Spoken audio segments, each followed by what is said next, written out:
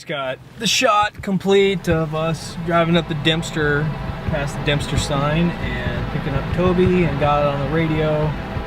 Guys on the radio said, we gotta pull over, we gotta look at this trailer again, it's still making the same noise. I feel a little bit better about it being... But it wasn't the trailer.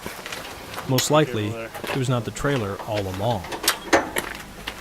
2 of 5 lugs left. On what? That tire. 2 of 5 lugs left? Yes, it's been rubbing into here.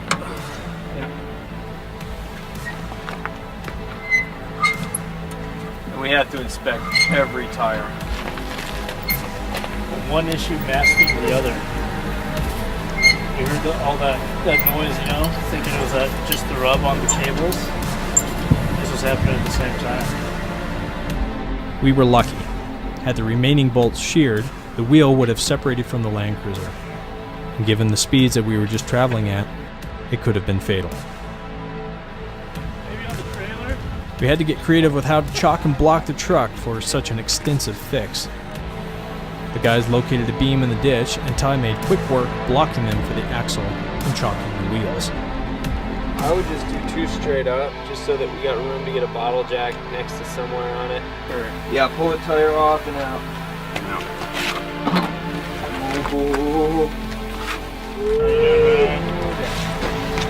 Come back and away.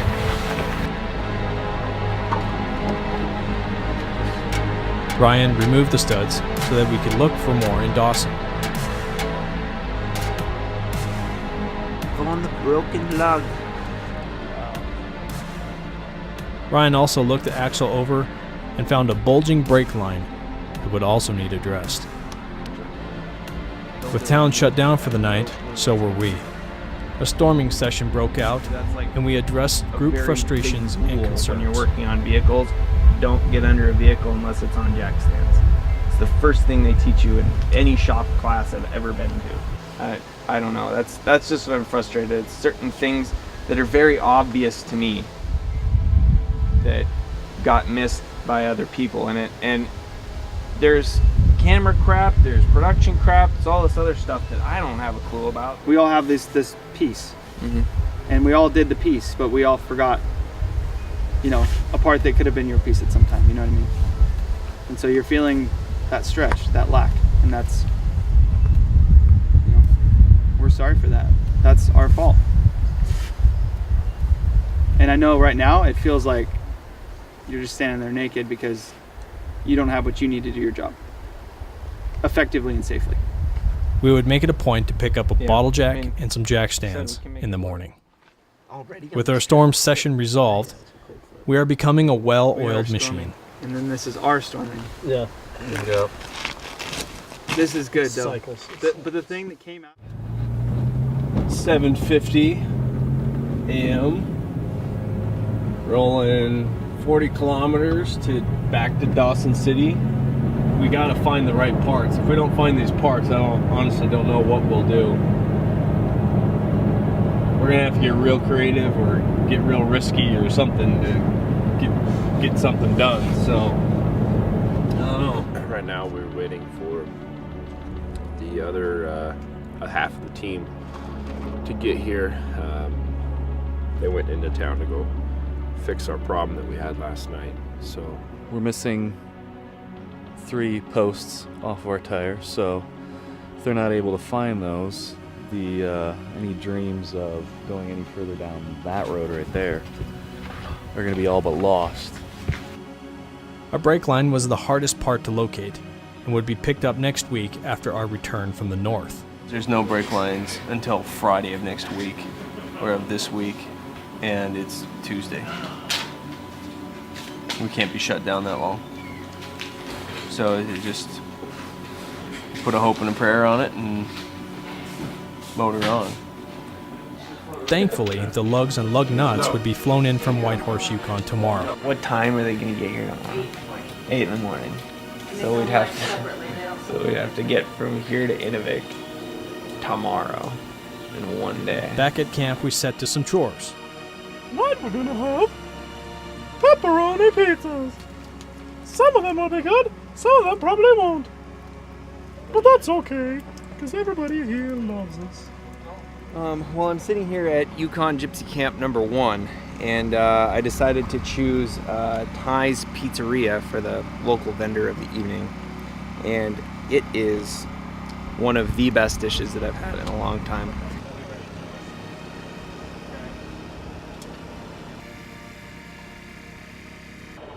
Yeah, that's my next place I'm looking. Ryan did what he could with the brake line bulge. However, all of us knew anything we did wasn't going to help. Brake line pressures are just too high. Okay, full pressure. It was more for just a little peace of mind. Pressure. Later in the day, a scenario we didn't expect slammed us into high gear. Toby just off the side of the bridge as he was doing some filming. He's laying there motionless. Dad, you know what a SATCOM is? Call 911. Hey Toby, hold still, buddy. Hey, we see you up in time. Hey Toby, hey buddy, it's okay. Toby, you gotta hold still, okay?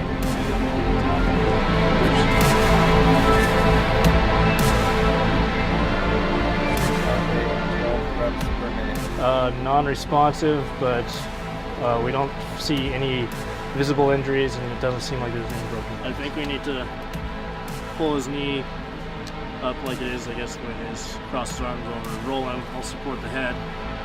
One not ready. Everybody's good. 1, 2, 3, 2.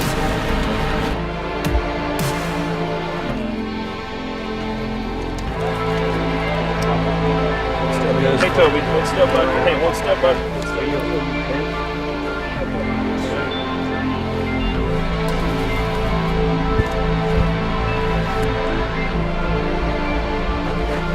Watch your fingers, everybody.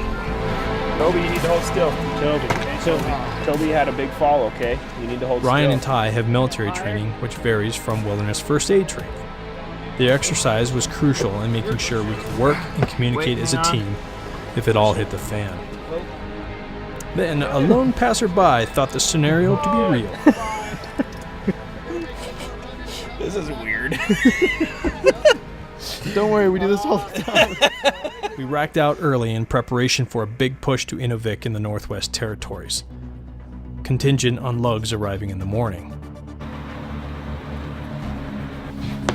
Next year we're being sponsored by Napa. Parts in hand, we inspected and installed. I think that one's worse. I thought it was worse on the side. Installs went smoothly, and time was of the essence. We needed to get moving if we were to make the final midnight ferry at Arctic Red River, nearly 13 hours and some 600 kilometers from our current location. The Dempster awaits. I caught Ty lost in thought as he peered down the road. None of us knew what we were heading into.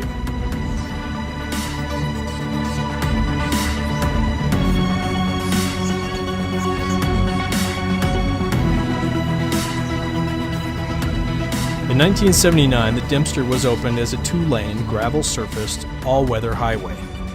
It runs 671 kilometers, or 414 miles, from the Klondike Highway near Dawson to Fort McPherson and our time-crunched ferry crossing at Arctic Red River in the Northwest Territories. Heavy rain nearly instantaneously created extremely slick conditions. Weather change. Instantly. The road was becoming dangerous.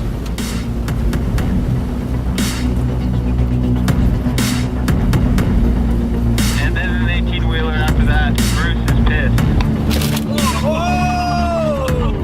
Make sure there's no accident. We got an accident. I'll stop. Go check it out. 10-4, I need everybody to prepare for what they may see here.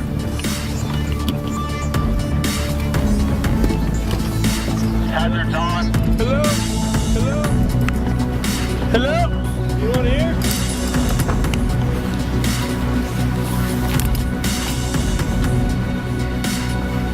Hello? Anybody here?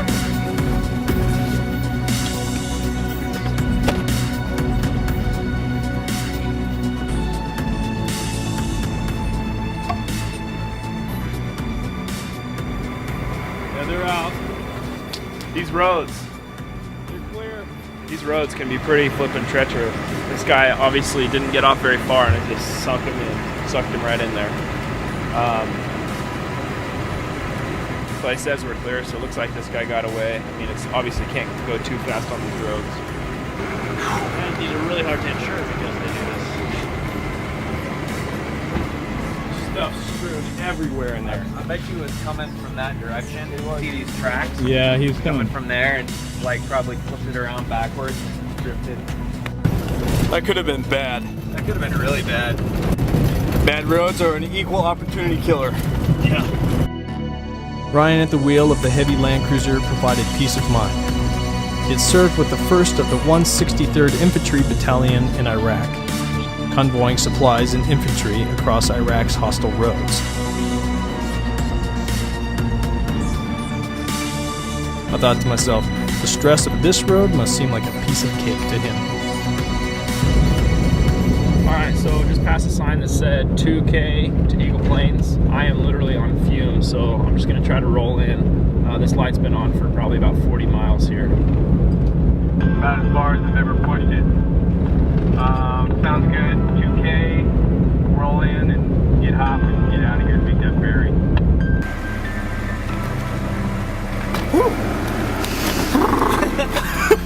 The fuel up at Green River would be the most expensive fuel up of the expedition, at just over $500 for both rigs. We needed to keep moving to make the ferry and allow us to complete the Dempster in one day. We can see the Arctic Circle, which we'd planned to stop and be like, yeah, we're crossing the Arctic Circle, but we are in such a time hack that we just got to blow right past it. So here in about 30 seconds, we're going to be crossing the Arctic Circle. My first time ever. There it was, in the Arctic Circle. That's not to say we didn't celebrate another small benchmark, crossing into the Northwest Territories.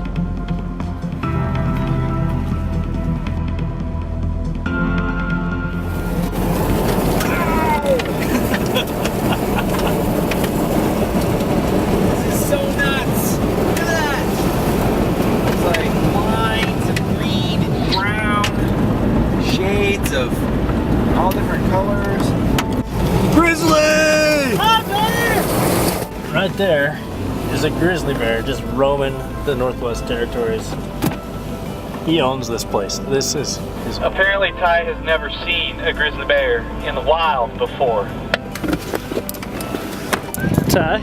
Dude, I've never seen... Okay, I lived in Montana for 5 years, Idaho for the rest of that time. Hey, Ryan.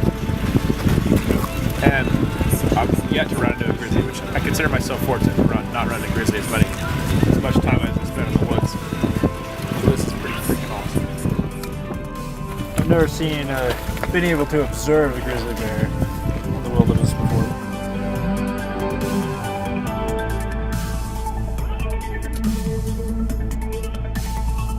That was awesome. That was awesome. We gotta go.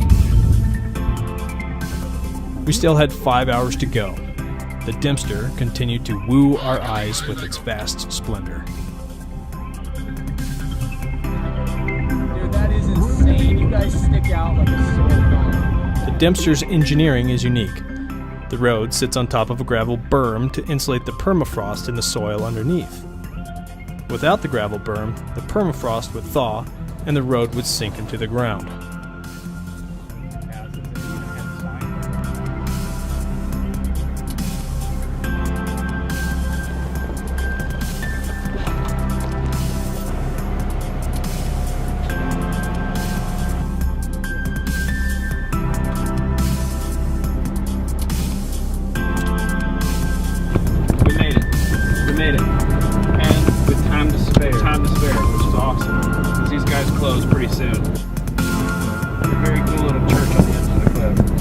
So we just made it.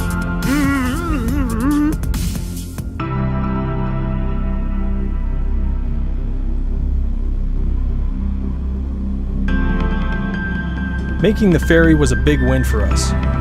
Had we missed it, our travels would have been delayed till morning.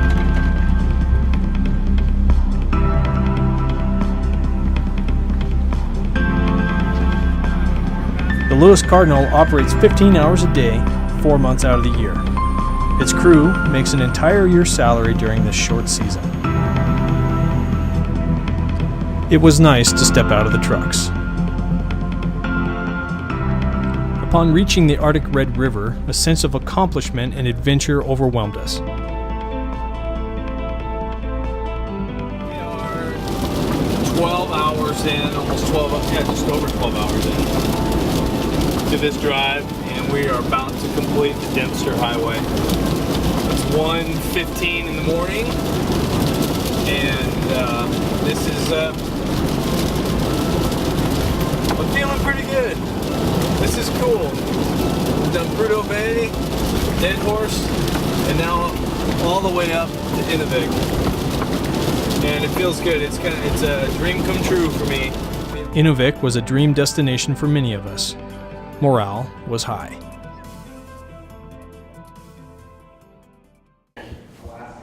We came up this road all the way up here, past this village I can't pronounce, and first ferry crossing, second ferry crossing, and then we came up to Inuvik, and now we're going to fly up to Tuktoyaktuk, and then we're going to come down the Mackenzie River all the way back to Inuvik right here.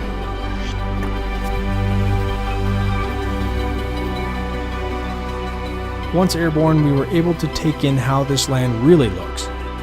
It's an intricate system of waterways, marshes, and lakes.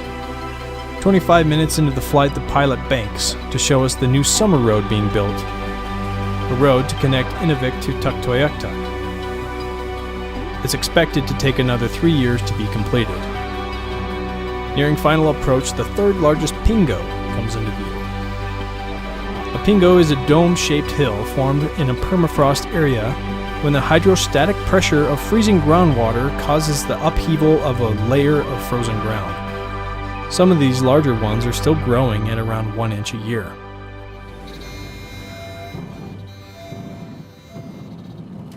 At the airport, we met up with our guide John. We had asked him to show us the village of Tuk. First of all, welcome to Tuktoyaktuk. English pronunciation, obviously.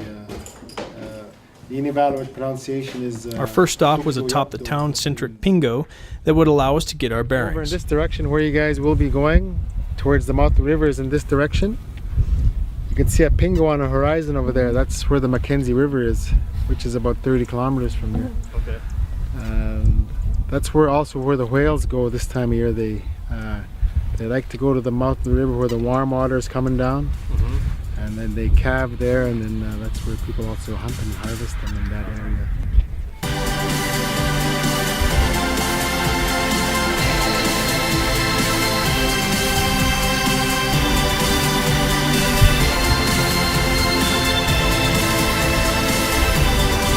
Next up was a long-awaited date with the Arctic Ocean, where we are to join the Polar Bear Club for all eternity.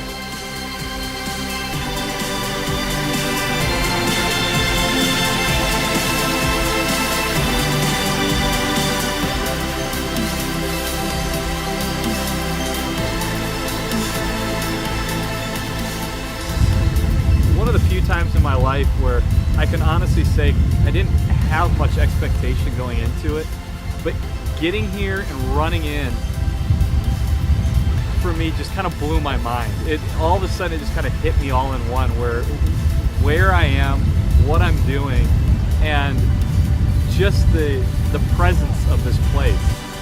This is amazing. I wanted to do this for a while, just to be in this place where a few people go. And it's just beautiful here. You just get this feeling of like you really are on top of the world. Toby had taken this time to reflect on an important decision he had to make: the proposal to his girlfriend back home.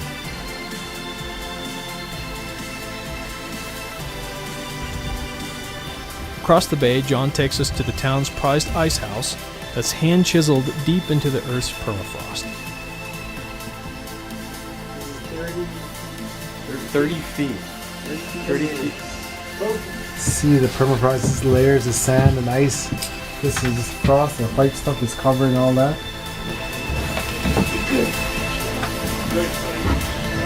You will wear the hat though if you. Yeah. Wow. You see this? This is like. Words. This is incredible. Perfect. Beautiful. Look at that. Further in, we located the food storage lockers reserved for the families of Tug. That's what I'm asking him. Oh, hey, Oh. you got it. This is what people use the ice cups for. Solid. On our way out, we met up with our next guide, Kylik, who will be taking us back to Inuvik by boat. All right, big guy. All right, going it. So yeah.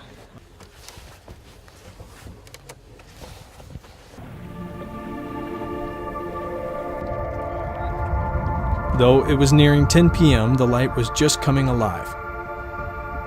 Tuck had made a personal impact on all of us. I don't know, it just felt really thick, like peaceful there. Very homey and warm and authentic. And that's the best way to describe it here. It's like walking into a cozy home everywhere you go. So I'm excited. Like that was one of the most peaceful places I've ever been in my life. Not far into the open waters of the Arctic Ocean, the waters rowelled our boat as it powered through the chop.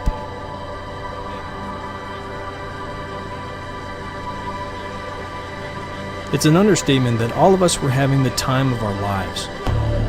Nothing prepared us for this moment, at the top of the world. It was a rush of camaraderie, adventure, and discovery. But this boat ride isn't over. An experience awaits us that none of us will ever forget.